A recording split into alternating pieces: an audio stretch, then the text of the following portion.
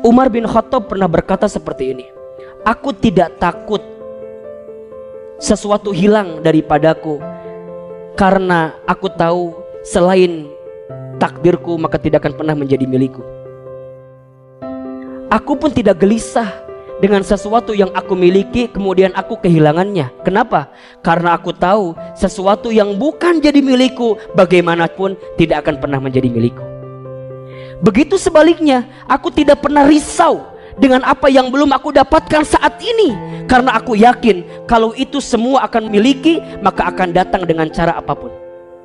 Santai aja, ikhlaskan, relakan. Kalau bukan punya kita maka akan hilang, kalau tetap punya kita maka akan datang ke kita.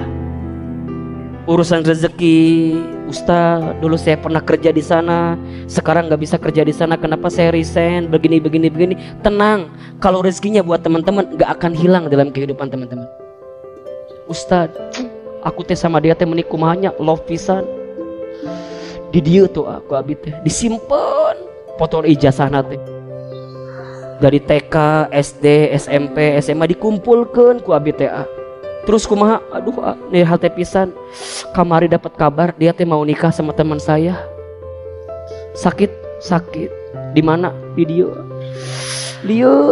Teman-teman tenang, memang begitu. Kalau bukan akan jadi milik kita, nggak akan pernah jadi milik kita kok. Terus kumaha, ikhlaskan aja, relakan saja. Pernah dengar nggak kisahnya Ummu Sulaim dengan Abu Thalhah radhiyallahu anhu? Belum dengar? Mau saya ceritakan?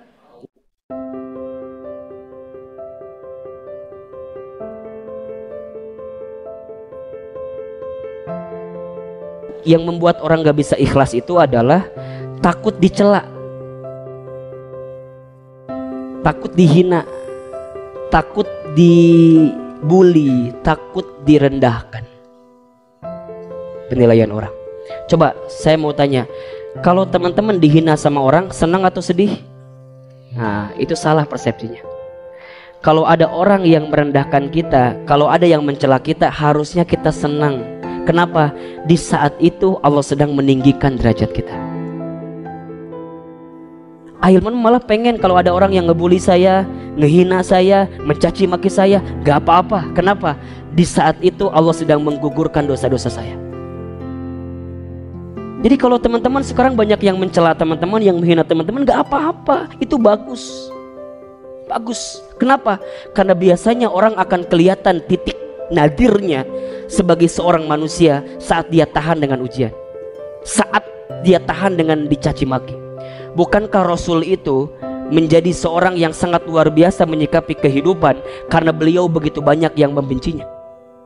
Bahkan saat beliau lahir pun sudah dibenci, beliau jadi anak-anak pun sudah dibenci, saat tumbuh dewasa pun dibenci, bahkan saat mau hijrah menyampaikan kebaikan pun dibenci. Ternyata Masya Allah, kesabaran Rasul saat dicela, dibenci itulah yang merubah karakternya menjadi karakter yang paling kuat dalam kehidupan. Maka mohon maaf kalau tiga hal ini, senang dipuji, kemudian senang urusan dunia, kemudian takut dicela, teman-teman hilangkan, maka teman-teman akan dapat kategori yang namanya ikhlas. Ikhlas itu memang berat, tapi itulah cara pertama untuk teman-teman bisa menghapus jejak masa lalu. Ingat ya, Umar bin Khattab pernah berkata seperti ini, aku tidak takut sesuatu hilang daripadaku, karena aku tahu selain takdirku maka tidak akan pernah menjadi milikku.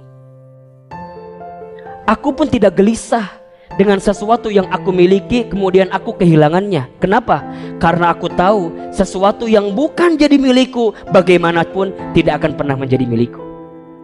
Begitu sebaliknya, aku tidak pernah risau dengan apa yang belum aku dapatkan saat ini, karena aku yakin kalau itu semua akan miliki maka akan datang dengan cara apapun. Santai aja, ikhlaskan, relakan. Kalau bukan punya kita maka akan hilang, kalau tetap punya kita maka akan datang ke kita. Urusan rezeki, Ustaz, dulu saya pernah kerja di sana, sekarang nggak bisa kerja di sana, kenapa saya resign, begini. Tenang, kalau rezekinya buat teman-teman nggak akan hilang dalam kehidupan teman-teman. Ustaz, aku teh sama dia teh menikah mahanya love pisan. Di dieu tuh aku abi teh disimpen foto ijazahna teh. Dari TK, SD, SMP, SMA dikumpulkan ku abi teh. Terus kumaha? Aduh, nih hal teh pisan. Kamari dapat kabar dia teh mau nikah sama teman saya. Sakit. Di mana? Di dieu. Teman-teman tenang. Memang begitu. Kalau bukan akan jadi milik kita, nggak akan pernah jadi milik kita kok. Terus kumaha? Ikhlaskan aja, relakan saja. Pernah dengar nggak kisahnya Ummu Sulaim dengan Abu Thalhah radhiyallahu anhu? Belum dengar? Mau saya ceritakan? Oh, ini banyak banget kisah harian ini. Baik, Ummu Sulaim itu perempuan yang cantik di kota Madinah. Cantik. Ya cantiknya nggak jauh lah sama yang di sini. Nggak jauh banget tapi nggak jauh. Ummu Sulaim. Terus gimana Ustadz? Banyak gak yang suka sama dia? Pasti. Nalurinya begitu. Kalau perempuan cantik pasti banyak yang suka. Banyak. Semua laki-laki di kota Madinah itu suka dengan Ummu Sulaim. Masya Allah. Sampai di antara laki-laki yang suka itu ada seorang laki-laki yang Ummu Sulaim juga suka. Siapa itu? Abu Thalhah radhiyallahu anhu. Abu Thalhah. Tapi gimana Ustadz? Apakah Abu Thalhah juga cakep? Mohon maaf. Di antara banyak pemuda itu, Abu Thalhah termasuk pemuda yang ganteng. Jadi Ummu Sulaimnya gelis, Abu Thalhahnya ganteng. Cocok nggak kira-kira? Cocok. Nuki mah mau diomongkan mual. Kan kadang-kadang kita mah kalau ada pasangan yang jomplang teh diomongkan ke orangnya. Yang perempuannya cantik, yang laki-lakinya teh biasa kumaha gitunya, kuloho hidup hidung. Kadang-kadang orang teh kan kudu mikir apakah jadi dosa buat orang lain atau tidak. Dosa apa jadi mengundang gibah atau enggak gitu. Jadi kudu pas diomongkan kadang-kadangnya. Tinggal di jelema naon gitu. Daripada yang si eta mending jeung urangnya. Nah, punten ya. Ada nggak yang sering begitu di sini? Hati-hati, dia lebih hebat dibanding antum. Kenapa? Karena dia membuktikan perempuan cantik mau sama dia, sedangkan antum GGM. Ganteng-ganteng mubazir. Jadi punten lah nu can nikah mah tetep we rek seganteng-ganteng dege tetep lah. Belum. Ya gantengnya buat pribadi doang. Bukan buat Allah gitu. Kalau udah nikah mah luar biasa. Sampai Abu Thalhah. Ketika Abu Thalhah mengatakan cintanya kepada Ummu Sulaim, apa kata Ummu Sulaim? Abu Thalhah, aku pun juga sama punya perasaan yang sama kepadamu. Kata Abu Thalhah, mau mahar apa yang aku berikan kepadamu agar engkau mencintaiku?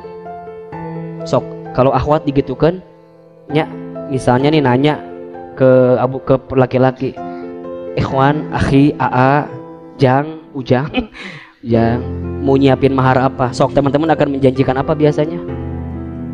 Ngomongnya hula kan orang, iyo, ayah hente. Cuman dalam bayangan katanya.